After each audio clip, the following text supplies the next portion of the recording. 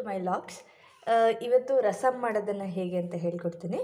ಇದಕ್ಕೆ ಬೆಳ್ಳುಳ್ಳಿ ಹಾಗೂ ಸ್ವಲ್ಪ ಅಚ್ಕಾರದ ಪುಡಿ, ಮೆಣಸು ಮತ್ತು ಒಂದು ಜೀರನ ಹಾಕಿ ಮಿಕ್ಸಿಗೆ ಹಾಕಿದ್ದೀವಿ. ನೀವು ಬೇಕಂದರೆ ಹಸಿಮೆಣ್ಸಿನ್ಕಾಯನ್ನು ಯೂಸ್ ಮಾಡ್ಬೋದು. ನಮ್ಮ ಮನೇಲಿ ಹಸಿಮೆಣ್ಸಿನ್ಕಾಯಿ ಇಲ್ಲ ಅನ್ನೋ ಕಾರಣಕ್ಕೆ ಒಣ ಖಾರನ ಯೂಸ್ ಮಾಡಿದ್ದೀವಿ. ಹಾಗೆ ಒಂದು 3 ಟೊಮೆಟೊನ ಕಟ್ ಮಾಡ್ಕೊಂಡಿದ್ದೀವಿ ಚಿಕ್ಕ ಚಿಕ್ಕದು. ಹಾಗೆ ಒಂದಿಷ್ಟು ಕೊತ್ತಂಬರಿಯನ್ನು ತೊಗೊಂಡಿದ್ದೀವಿ. ಹಾಗೆ ಇಷ್ಟು ಸ್ವಲ್ಪ ಹುಣಸೆಹಣ್ಣನ್ನು ನೆನೆ ಇಟ್ಕೊಂಡಿದ್ದೀವಿ. ಇವಾಗ ಶುರು ಮಾಡೋಣ. ಒಂದು ಪಾತ್ರೆಯನ್ನು ಕಾಯಿಸ್ಕೊಳ್ಳೋದಕ್ಕೆ ಇಟ್ಕೊಳ್ಳೋಣ. ಇದನ್ನೆಲ್ಲ ಈ ಒಂದು ಪಾತ್ರೆಯಲ್ಲಿ ಹಾಕ್ಕೊಂಡು ಇವಾಗ ಇದನ್ನು ಚೆನ್ನಾಗಿ ಚಿಕ್ಕದು ಆಗೋ ಥರ ಮಾಡ್ಕೊಳ್ಳಿ. ಮಿಕ್ಸಿಗೆ ಹಾಕೋಕ್ಕೆ ಹೋಗಬೇಡಿ. ಈ ಥರ ನಿಮ್ಮ ಹತ್ರ ಉಟ್ಟು ಏನಾದರೂ ಇದ್ದರೆ ಆ ಉಟ್ಟಲ್ಲಿ ಬೇಕಂದರೆ ಜಚ್ಕೊಳ್ಳಿ. ಇಲ್ಲಾಂತಂದರೆ ಕೈಯಲ್ಲಿ ಮಾಡೋದು ಇನ್ನೂ ರುಚಿಯಾಗಿ ಬರುತ್ತೆ. ಇವಾಗ ರೆಡಿ ಇದೆ ಇಷ್ಟು. ಇದಕ್ಕೆ ಇವಾಗ ನೆನೆಸಿಟ್ಟಿರುವಂತಹ ಹುಣಸೆ ಹಣ್ಣಿನ ನೀರನ್ನು ಹಾಕೋಣ. ಹುಣಸೆ ಕಾಯಿ ಎಲ್ಲ ಬೀಳುತ್ತೆ ಅನ್ನೋ ಕಾರಣಕ್ಕೆ ಸೋಸ್ಕೊಳ್ತಿದ್ದಾರೆ ನೋಡಿ. ಇವಾಗ ಇಷ್ಟು ರೆಡಿ ಇದೆ.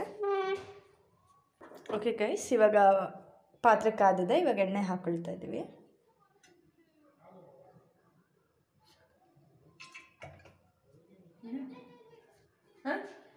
ಇವಾಗ ಸಾಸಿವೆನ ಹಾಕ್ಕೊಳ್ಳಿ.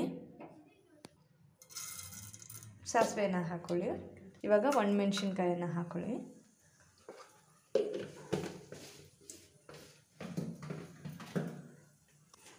ಇಷ್ಟು ಮೆಂತ್ಯವನ್ನು ಹಾಕಿ.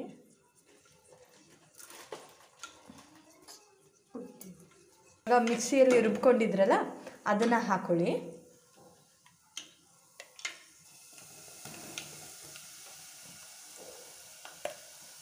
ಲೋ ಫ್ಲೇಮಲ್ಲಿ ಇಟ್ಕೊಳ್ಳಿ ಇದನ್ನು, ಇಲ್ಲಾಂತಂದರೆ ಫುಲ್ಲು ಇದಾಗಿಬಿಡುತ್ತೆ.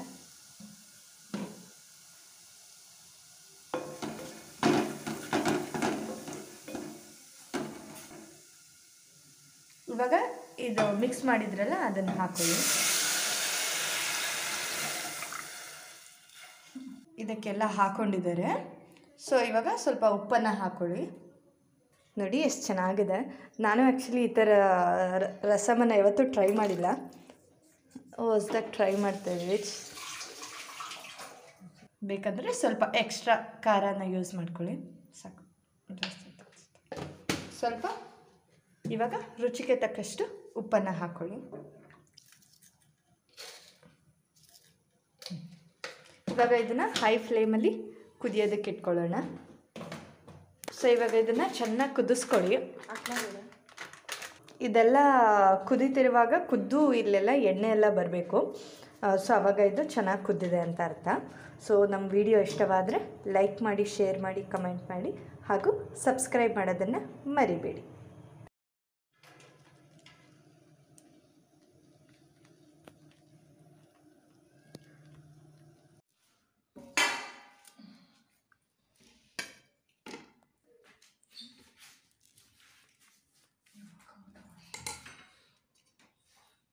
ಸ್ವಲ್ಪ